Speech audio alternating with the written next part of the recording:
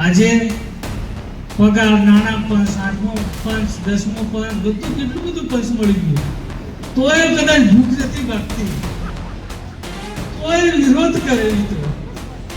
કોઈ કામ નતું થતું, કોઈ ગ્રાન્ટ નથી મળતી. આજે મોદી સાહેબ નાણાં પંચ સીધું સરપંચના ખાતામાં નાખી દે. એટલે પહેલા સરપંચ લડવા ત્યારે આજે ચૂંટણીમાં સરપંચ કે તાલુકા જે પડાવ પડી પડે. ખુરશીનો પાવર, સત્તાનો નશો અને જીભ પરથી ગુમાવેલો કાબુ. શું ગુજરાતમાં હવે શિક્ષકોનું જાહેરમાં અપમાન કરવું એ નેતાઓ માટે રમત બની ગઈ છે?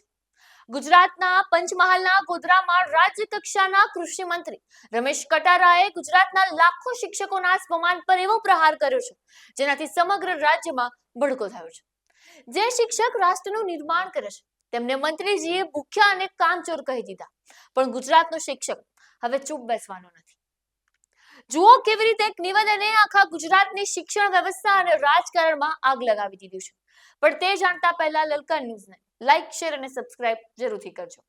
નમસ્કાર, લલકાર ન્યૂઝ સાથે હું રિયા રાવલ.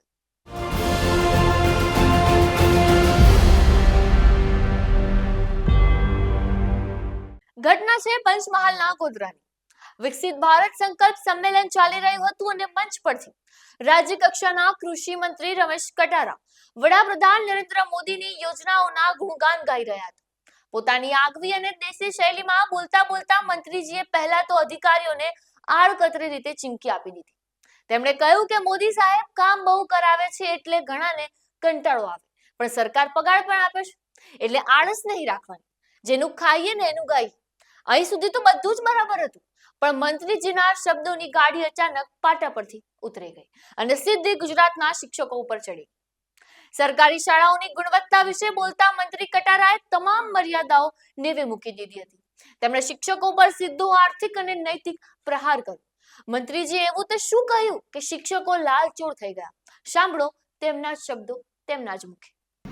મોદી સાહેબ એના મનની અંદર, પંચમહાલ જિલ્લાની અંદર હરેક જગ્યાએ કેમ ઓળખી મોદી સાહેબ હરેક જગ્યાએ સાયકલ લઈને આરએસએસ નું કામ કરતા પ્રવાસ કરેલો.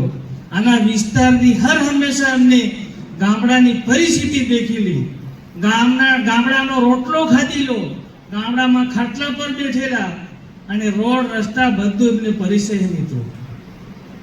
એટલે હર હંમેશા દાહોદ જિલ્લો, પંચમહાલ જિલ્લાના હૃદયમાં મોદી સાહેબ વિકસિત ભારત બનાવવા માટે મિત્રો આપણે જાણીએ કેમ નથી જાણતા, વર્ષો પહેલા ઘણી બધી સરકારો હતી અને એ સરકારોની અંદર આપણે જાણીએ કોઈ વિકાસ નહોતો.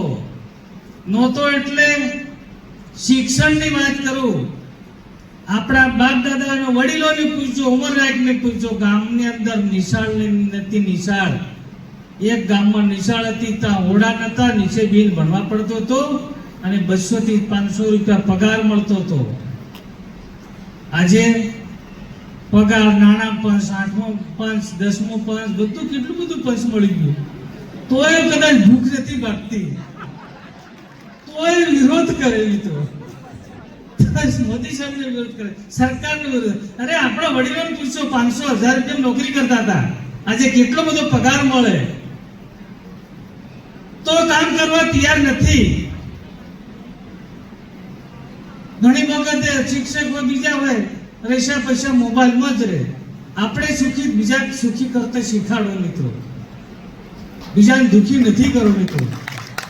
માણસ ધરતી પર જન્મ લીધો તો એક વાર મનુષ્ય અવતાર લીધો. કંઈક સારું કરો, કંઈક વ્યવસ્થિત કરો, કંઈક સ્વસ્થ કરો, દુનિયા માટે કરો. આ મોદી સાહેબ કોના માટે કામ કરી કરે? તમારા માટે, આખી દુનિયા માટે, ગરીબો માટે મિત્રો.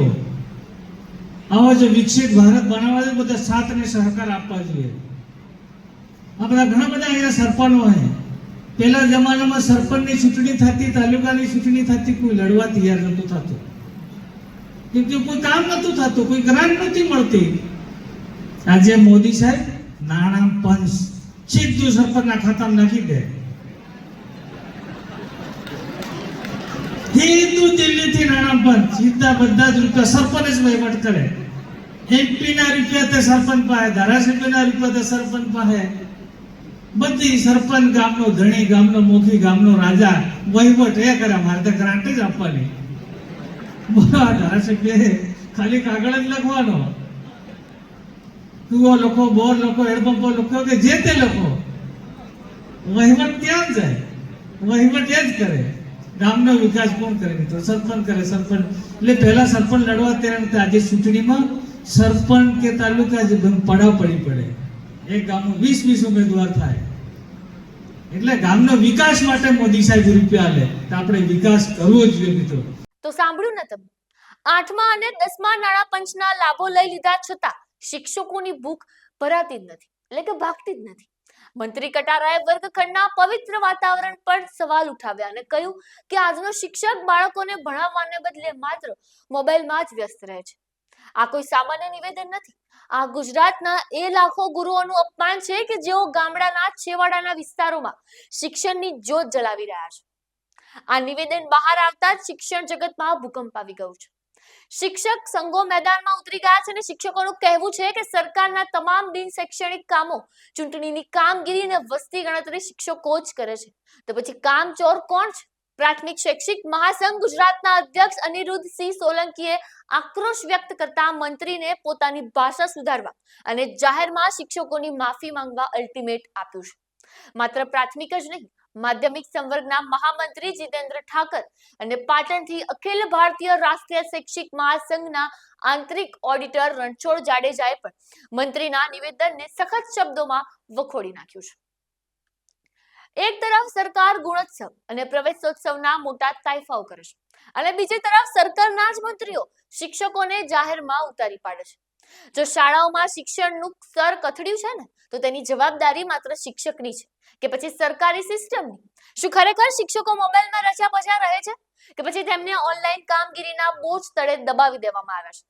આજે જનતાનો લલકાર એ છે કે શું મંત્રી રમેશ કટારા પોતાના બફાટ માટે માફી માંગશે કે પછી સત્તાના નશામાં આ વિવાદને પણ દબાવી દેવાશે? તમારું શું માનવું છે? કોણ સાચું છે, મંત્રી કે પછી આપણા શિક્ષકો? કોમેન્ટમાં તમારો અભિપ્રાય જરૂરથી જણાવજો. આપના પોતાના પ્લેટફોર્મ લલકારને લાઈક કરો, ફોલો કરો, સબસ્ક્રાઇબ કરો અને શેર કરો.